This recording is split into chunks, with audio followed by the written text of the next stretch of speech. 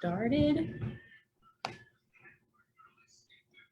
Put myself right there. So 5 steps to be creative, even if you don't feel like it. I have heard many people say, and I have been one of these people, that it would just be awesome for inspiration. It would just be amazing for inspiration to always hit, to have these amazing moments where we're just divinely inspired to create and these amazing things happen, and we can only create when we feel inspired, when these moments hit us like that. Those don't always happen. They do happen, and we will get to those later and what to do with those moments and why they matter, but they're not always going to be there. There are going to be days when you don't feel creative, you don't feel innovative at all around any project you're working on. And so what do you do in that situation? So what do you do when you don't feel creative? I've also used this stock photo for a lot of our sessions in this group, so I hope you're not bored of it yet. I think it's such a beautiful image for creativity and for being divinely attuned and being a free spirit. So I'm going to keep using this stock photo. So of these 5 steps, the first one is this: be regimented. And I love this word. George Cow used it this past Tuesday as he's a business coach that came on with us Tuesday night and shared 3 tips for joyful productivity. And he talked about how a lot of his life and creativity as a marketer, as a business coach, it's a very regimented life, and how there's power in that. So your first step that I want to give you to be creative, even if you don't feel like it, is to be regimented with your time each week to do your creative work. And I know I can hear you, some of you might be thinking, but what if I don't feel creative on Tuesday night from the hours of 3 to 6? Doesn't matter. You show up and you do it, even if you don't feel like it, and you honor this time every week. Why is this? Because our brains prefer to be on autopilot. And what I'm about to tell you is a mind-blowing, life-changing secret from life coach Mel Robbins, who has a TED Talk called How to Stop Our Brain from Screwing Us Over, something like that. And her book changed my life, and her TED Talk got me to writing books. And what she teaches is that our brains like to be on autopilot. So anytime we want to do something creative or risky or new of any kind, it'll take our brain 5 seconds to start telling us, because we're humans and we have the gift of we have the ability of language. It'll take our brain 5 seconds to start telling us all the reasons why we shouldn't do that thing. Maybe it's start researching a nonprofit, how to start a 501c3, or walk across the room and talk to that very attractive person across. Anything that's new and risky, after 5 seconds, our brain will start telling us why we shouldn't do it, why we're going to fail. And that's because the brain is trying to keep us alive. And the easiest way to do that is to keep us on autopilot. But we weren't made to be on autopilot. We were made to be creative. We were made to innovate. We were made to solve problems. So when we are following this first step of being regimented, having a scheduled routine, a scheduled night or day or morning, whatever it is for you that you honor to show up and be creative, the more that you do that, the more that you honor that right time, that create time, whatever project it is, insert that. This is marketing night. This is make pins night. I don't know what you do, whatever your goal is. The more that you honor that every week, the quieter that voice will get, and the quicker you'll be able to quiet that voice. And there is so much amazing neuroscience behind this that Mel Robbins talks about in her books, in her TED Talks, on her other YouTube videos, and it's phenomenal. And it's so helpful to just know that taking one physical step, and she gives the example of seeing an attractive person across the room at a party, and 1, 2, 3 act, 1, 2, 3 take a step. And by taking one simple step, that physical act, you're making a mental and neurological imprint on the brain that is rewiring hormones to make you less, rewiring neurons to make you less afraid of that thing. So the more that you take one step after another. And the quicker that you take it, 1, 2, 3, act, 1, 2, 3, act, the quicker you quiet those voices. And once those voices are quieted, what happens? The creativity can flow. So being regimented with a time each week that you are working creatively toward this goal of yours. If it's not on your schedule, get it there. Get it there.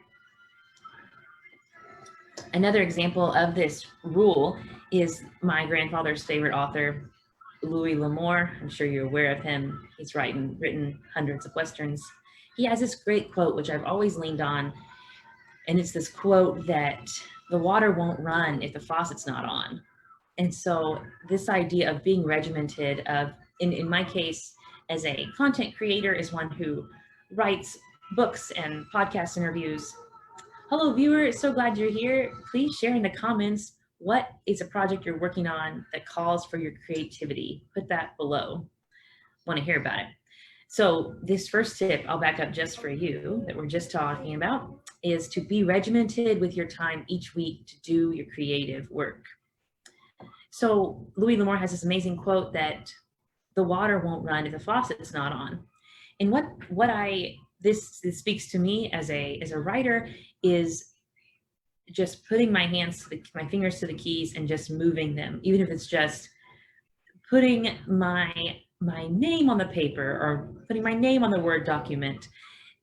This idea of turning the faucet on to get the water running. And that doesn't just apply for writers. That's where he was coming from, but it applies to any sort of creative work where you're having to think differently. You're having to create newly. Is that a word? I don't know.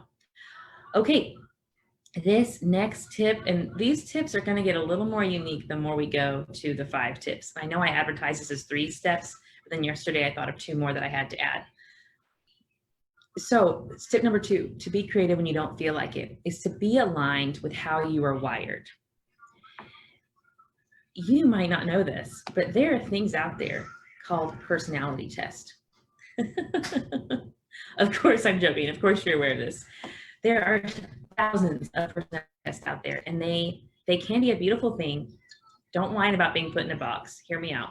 They can be a beautiful thing because, especially if they tap into how you process information, all of us, our brains are wired differently. You could research Dr. David Gardner's multiple intelligence theory. You could research what I'm about to talk about, Bernice McCarthy's format learning systems, Myers-Briggs, so many. This step is about tapping into how your brain is wired and honoring that, honoring how you process information and honoring that in your work style, in your work time of day, in your creative posture. There are some of us that really feel most creative when we are lying on the floor working, when we're sitting crisscross applesauce working, when we're working outside, when we're working with all the windows closed. I'm one of those. So tapping into, if you haven't, I'm sure you have though, any personality test and figuring out, how do I process information? What do studies say that people who are wired like me, what kind of work environments do they thrive in? And then making your space wherever you work, wherever you choose to be creative, making that space set you up for success how you're wired. This is an amazing book. It's an oldie but a goodie. It's called Learning Styles, Reaching Everyone God Gave You by Marlene Lefebvre. And in this book, she's using Bernice McCarthy, who was an educational guru in the 90s, still is an educational guru. And she writes about the format learning systems where there are 4 different learning styles. And I'm going to put this quiz, this personality assessment, in the comments below and the results. And then, so if you're wondering, I don't know how I best process information. I've never taken a test that tells me how my brain best retains information or what environment inspires me to be creative. Take this assessment and find out, and then go to town on Google and see what is the best environment for this type of learning style to learn in, to create in. And so aligning your space that you choose to be creative in with how you are wired is huge to be able to show up on your regimented time each week and be creative, even if you don't feel it, even if you don't feel inspired at all. These 5 tips I'm going to give you today will help you to be creative, even if you don't feel like it. And if you don't want to take the learning style assessment that I'm going to give in the comments below this video, even any personality test that you've ever taken, it could be the Enneagram, you know, the Myers-Briggs that Richard Rohr made. I'm just kidding. He didn't make it. He just wrote a book about it that made it very famous. You could even look up, I'm an Enneagram type 6. I'm a loyal skeptic. What type of work environment is best for me? And I'm sure there's thousands of bloggers that have written about it. And you could go through and say, oh, my creative space where I work doesn't match that at all. I'm going to try those tips. I'm going to try facing a wall instead of facing a window. Okay, let's move on. Yes, okay, personality test and results. I'll put those in the comments below this video for you. Again, welcome viewers. Go ahead and put in the comments, what is a project you're working on that you need creativity for? Okay, so at this time, I'd like to actually remember to remind you that if you have any questions as I'm going, I can't see them because of Zoom. I haven't figured that out, but put them in the comments below. Questions that come up to you as we're going on this journey together, 5 tips to be creative, even if you don't feel like it. All righty, we're coming down the hatch. Number 3, the third step to be creative, even if you don't feel like it. This might be awkward to you, but hang with me. Be sensual. Be sensual. I'm going to take a drink of my hot coffee. Now, be sensual. I do not mean this word in the sexual sense necessarily, although that's another talk. That's another video another time, because creative energy and sexual energy come from the same place, which is pretty exciting if you start exploring chakras and whatnot, but that's a different video. So for right now, when I say the third tip is be sensual, what I mean by that is tapping into your senses. So here's a very happy lady. She has a hot beverage in her hand. She's very happy with her hot beverage. So what does this have to do with being creative? I always like to write with a hot beverage, if it coffee or tea. And that is not just because the caffeine is wonderful, but it is a multisensory experience. And when I hold it, when I have the steam hit my face, when I taste it, whenever I'm tapping into my senses, that is helping my brain to become calmer. And let's dive a little deeper into this. I'm gonna, if you've made a drinking game out of my videos yet, or the book, the latest book, you probably might have done shots over every time I say the word Ruby Wax, because I'm about to quote her again. Ruby Wax is a mindfulness-based cognitive therapist. She's also 30 years into a career as a comedic writer and a stand-up actress, stand-up artist. And she writes about neuroscience and presence and mindfulness in a way that is hilarious. And we know about the brain that if we laugh about it, we're more likely to remember it. So she writes about neuroscience in a hilarious way, and it's in layman's terms. And this book right here, I should probably get some of the royalties because I've marketed this thing so much. Amazing book. I won't go on anymore, but I could. So we're going to talk a little bit about the 3 brain theory that she speaks of. And I have a pointer. I'm going to try to use this pointer thing. Here it is. So with the 3 brain theory, and this of course is a hilarious drawing by Ruby Wax, who is also an artist, as you can see. So we have in this 3 brain theory, 3 main parts of our brain. The reptilian part, which many call the lizard brain, which is funny to me, like why not just call it what it is? And you've heard me say that before. Or the monkey brain, that one, I don't understand. I kind of understand where that one's coming from, but I'm just call it the technical term, the reptilian brain. So the base of our brain here is where strong primal, all the strong primal stuff lives. So intercourse, sleeping, breathing, eating, all of that lives here in the reptilian brain. And then when you move up to the middle of the brain, you have the limbic part of the brain. And this is where compassion lives in you. Ruby Wax writes, this is when this developed within us, we stopped eating our young. Because she's a comedian and they can say things like that. So this is where you have compassion, feelings. You remember where you were when you felt certain things and who made you feel those things. So also a very important part of the brain, compassion. Well, then you have the very tippity top front part here, the neocortex. And this is where how we stay civilized. So personality, memory, logic, rational thinking, discernment, those are kind of synonymous. All those things that keep us civil live here. What's interesting, and I'm trying to keep this short because I could be on a long soapbox about this because it was life-saving to be overdramatic to me when I learned this stuff.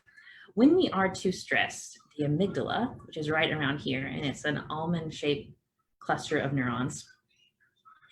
The amygdala, as you know, fight, flight, or freeze, it shoots up pew, pew, pew, like a broken fire hydrant, just cortisol, adrenaline, all these nasty stress hormones. And when that's happening, all those neurochemicals are going through our whole being like a broken fire hydrant, or like a gas leak in a house. We'll use that imagery, all through our being, and just stress, fear, anxiety. And sometimes in moments of writer's block, or whenever we, of course, I'm coming from my perspective as someone who writes, in moments of creating, when we're trying to do new things, as I talked about earlier with the work of Mel Robbins, our brain, when it starts using language and telling us all the reasons we're going to fail, and we get in a negative cycle of, what's my youth director from 17 years ago? What are they going to think of me? What is my friend from 2 years ago going to think of me? No one's going to buy this book. I don't have an audience. I'm selfish. What if they think I'm narcissistic? There are 5 books out there that already sound like mine. When you get in that cycle of negative self-talk, that amygdala is just pew, pew, pew, pew, shooting more stress hormones through your whole system.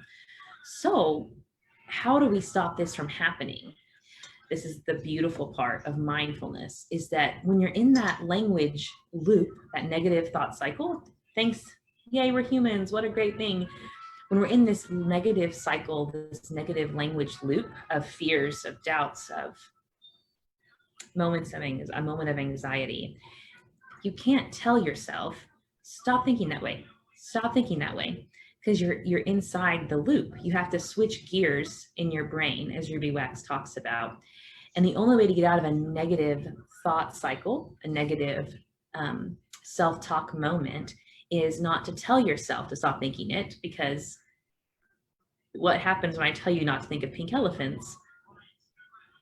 All you think of is pink elephants.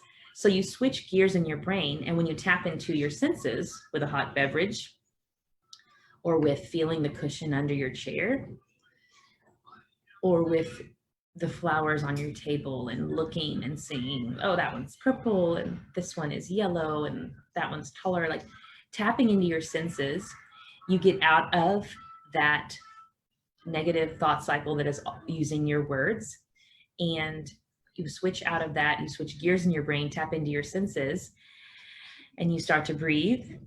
And then something beautiful happens, and your brain becomes integrated, it becomes balanced, it becomes calm.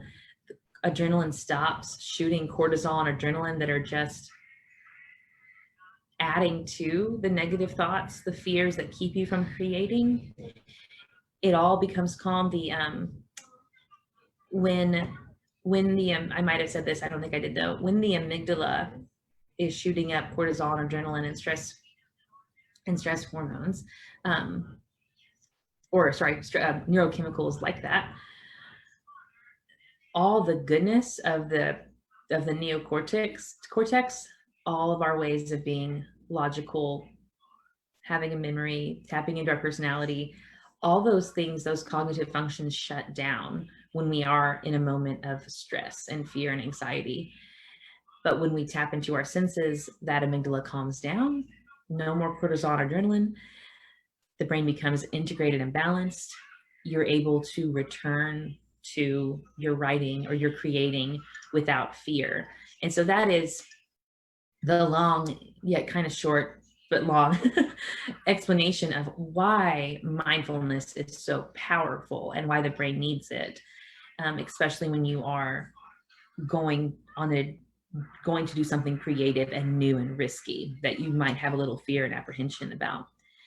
The other part of being sensual, as a third tip, that was a fun little pointer there, is actually, I think I'm going to come back to this in a minute. Okay, so that was our third tip. Read more about neuroscience and how to manage your anxiety and depression and fear from Ruby Wax's work. She has 3 books. They're all phenomenal in different ways and they're all about the same topic. And you will love it. So being sensual. Okay, 4th tip. We're going to come back a little bit to the being sensual in just a second, but in our 5th tip. Coming down to the end of our tips today, please share in the comments below, what is a project you're working on that you need creativity for? So this, I told you, the ideas, the tips are going to get a little more unique the more we go. Coffee break. The 4th tip, to being creative, even if you do not feel like it. And this applies to anything. You're a woodworker. You are a vlogger. You are a scrapbooker. Whatever you're creating, the 4th tip is to be in conversation with your idea. And you might be thinking, Meg, you can't talk to a book. I would say that you can, and that they talk back, and it's amazing. And I'd like to take credit for this idea, but I can't. So this step came from one of the best communicators of all time. He's also viewed as a heretic by a lot of Christians because he's one of the thousands of millions of humans that questions the existence of hell. So the evangelical church made him a heretic. But on Rob Bell's website, there is this amazing 8-hour audio that's called Something to Say. And he asks you to pay what you think it's worth. So you can choose what you think it's worth. And you pay that, and then you get 8 hours of all of Rob Bell's best secrets for communicating well. And there's the website. I know you can't click on that, but go to robbell.com, then go to audio in the top tabs, and then find Something to Say. And in that audio, he gives this idea of speaking to your creation and letting it talk back to you. And so if there is a place in something that you're working on, whatever creation it is, that's just not working out just right, this chapter doesn't make sense, this chapter doesn't fit here, ask your creation. And we could even go deeper, and as many of us, you might believe that it is a nudge from the divine, a nudge from the Holy Spirit that's speaking through you to create this thing. So if it's better to use those words, if it hits home with you more to use those words, that it is the Holy Spirit that's speaking back to you about this creation, that is great if that serves you. And so this idea to ask your creation, what do you want to be? And then be open. I want to make sure I'm not getting ahead of myself. That is okay.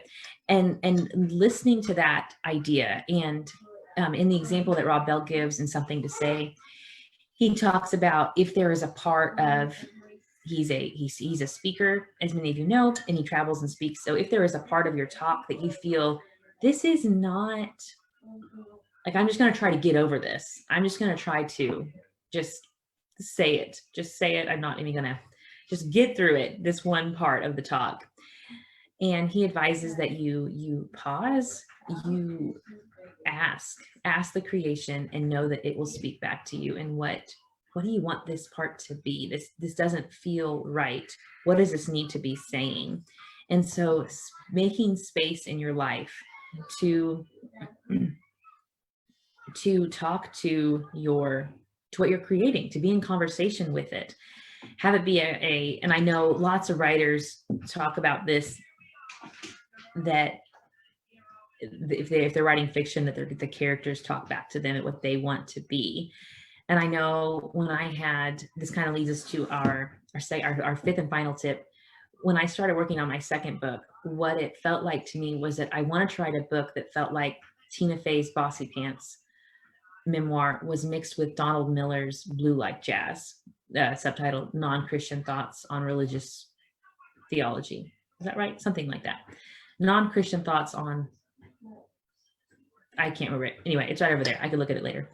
But I had this, that's what the idea was. It was the first clue it gave me. So this leads us to our fifth step.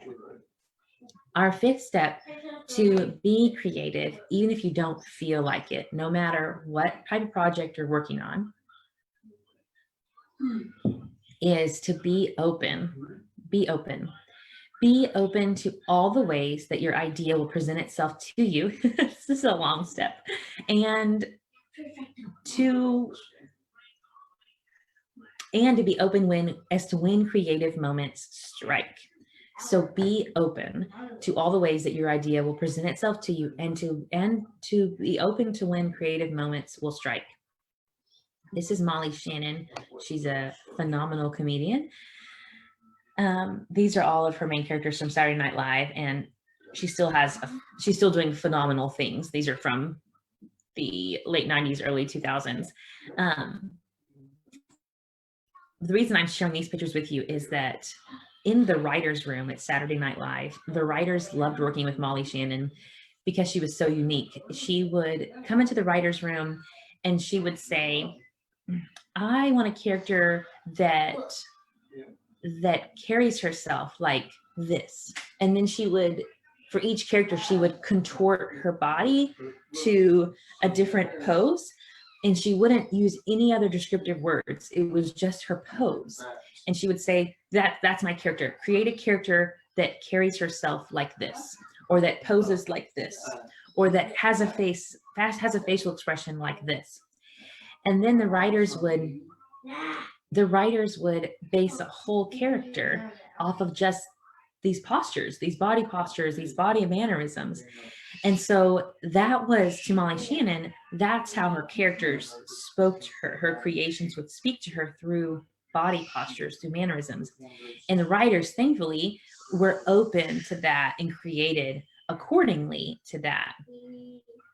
And so what this could mean for you, what I'd like to encourage you to do in being open to when creativity strikes and being open to how your ideas present themselves to you, is don't wait to move closer toward executing your idea until you're 100% clear. Like, you might get an idea that I want to create something that feels like you just walked into a hookah lounge. Okay, what does that smell like? What does the leather chairs feel like? What background noises do you hear? And no matter what you're creating or wanting to create, just start using all your senses to describe what you're feeling. And for me, with my second book, I Am My Own Sanctuary, when the idea first started whispering 3 years ago, I want to write a book that feels like Tina Fey's Bossy Pants was mashed together with Donald Miller's Blue Like Jazz. That's all I knew at first. I knew the shape and the feel the idea was going to take before I knew the theme and the thesis and the title and my target audience. That came later, but I trusted it enough to lean into it and start working. So being open to whatever shape, whatever whispers, whatever clues your idea tells you, and being confident in that. And being confident in moving closer toward executing that idea of, I'm just trying to think. I lost my train of thought.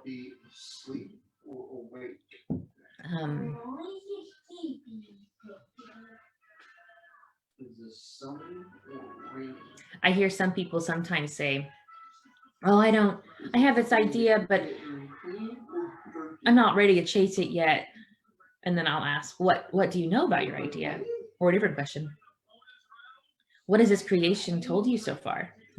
Which I know feels a little new agey or woo-woo, but the proof's in the pudding. Start talking to your creations and let them talk back to you. So I'll ask, what do you know? What do you know about this idea so far? Well, my grandma used to always make quilts, and gorgeous handmade quilts. And so I was thinking for social media marketing on my Instagram that, man, wouldn't it be cool if all my pictures on Instagram on my wall were to, when you look at the wall, they make a quilt all together. But when they're by themselves, they're just beautiful, independent pictures. There's a word for that. I can't think of it right now. But I don't know. But I'd like my Instagram to look like a quilt. Genius. That's great. Move toward that. Like, start moving. Don't wait for more clarity. Clarity will come when you trust the first step and take the next step. So move it. Move forward to it. And then, of course, when we're coming in the home stretch here,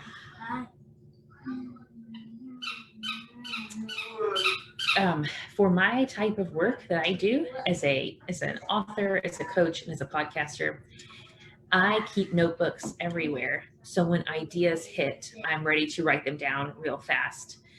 They're in the bathroom, they're by my bed, they're in the car, and because the beautiful thing about capturing these moments when creativity hits is, even at 3 a.m. if you wake up with this, oh my gosh, I need to add this, is that you never change. Those moments are always gold. You rarely edit those out. Those are always gold. So you want to catch them, but you don't want to only create when those moments hit. So you need both and. So that's why I purposely bookended today's session with being regimented, step number 1, to be creative when you don't feel like it, and then bookending it with being open. And so notebooks everywhere. When creative mojo just, whew, I am so inspired right now. So you don't lose those moments and those ideas. Okay, and then similarly related, when I tell my clients that I'm working with on editing, on writing their books, or on their content creation, their marketing, is on whether you use, I'm in the Droid world, so I use Google Docs, but if you're in the iOS world and you use Notes, same thing applies. Have a Google Doc on your phone, obviously, where when creative mojo strikes, you can add it quickly on that document and it's saved forever. And what I do with clients that I work with is we have a shared manuscript on Google Docs, and if they have a lot of footnotes or endnotes, we will most likely move to a Microsoft Word document. But if they don't have a lot of endnotes or footnotes, it's great to use a shared live document for their manuscript on Google. So they have a manuscript document, and then they have a different document that's called Add Later, or maybe Add Later ? Or Take This Book to the Next Level ? And any ideas that come to you that you're thinking, man, I should add this. Oh, I should add this. We add to this Add Later document. And then when the manuscript is all done of their book, so all 200 words or whatnot, 200 pages, excuse me. When all of that is done, then we go back and we review the Add Later document. And most of the time, what's really beautiful, what happens is subconsciously, a lot of these ideas and concepts that they wanted to add, these points they wanted to make, were already made in other ways through the book. And I know this of course might not be true for fiction, but the people I work with now are writing nonfiction. And so, but this idea of being prepared anywhere when ideas strike, when creativity strikes, that you can add it in your phone, and it's there for you to work on later, and then you can get back to playing board games with your daughter. You could get back to watching a movie with your spouse. You can get back to running, because your idea, once, the beautiful thing is, do I have any other slides? Let me see. The idea is, the beautiful thing is, once you listen to that first whisper of your idea, of your creation, what it wants to be, once you give it attention, it's going to start being a lot more vocal, which is beautiful and exciting. But you have to surrender to it and trust it and listen to it and be ready. Be ready for it. And whatever system that looks like for you, have a place where when those moments happen, if it's not right night or if it's not woodworking day, whatever moment you've been regimented about in your week, you can put it in a safe place to keep it until you're ready to show up with it and be totally focused on it. And I'm excited to hear from you about what you're creating. And tag me below if you have any questions about this idea of these 5 steps to be creative, even if you don't feel like it. I want you to come back here, join us again for this live session on Tuesday night, 7 Central Standard Time, because we're going to be going live with life coach Dana Heston. I'm taking you right now to her Facebook group so you can see her. She's going to be giving us some tips around peace, patience, and productivity. Here she is. Her Facebook group is called My Infinite Heart. And I want to read, I'm showing it to you so you could join it. And like all of the great people, thought leaders, life coaches, authors, podcasters that join us Tuesday night, she's going to bring so much wisdom. Her mission is to help big-hearted people create the connection they crave, even if they feel sad, isolated, and alone in their own home. So join us. There she is. She's lovely. And she's in Kansas. She's like 3 hours north of me. And I've only met her over Zoom because we're in an online course together for entrepreneurs and coaches. So I just so love getting to know her, and I can't wait for you to meet her too. So join us back here Tuesday night, 7 Central Standard Time, with Dana Heston, who is going to share us some tips on peace, patience, and productivity. Again, tag me in the comments below this video of how I could help you with your idea that you are creating. And I am looking forward to being with you Tuesday night, 7 Central Standard Time.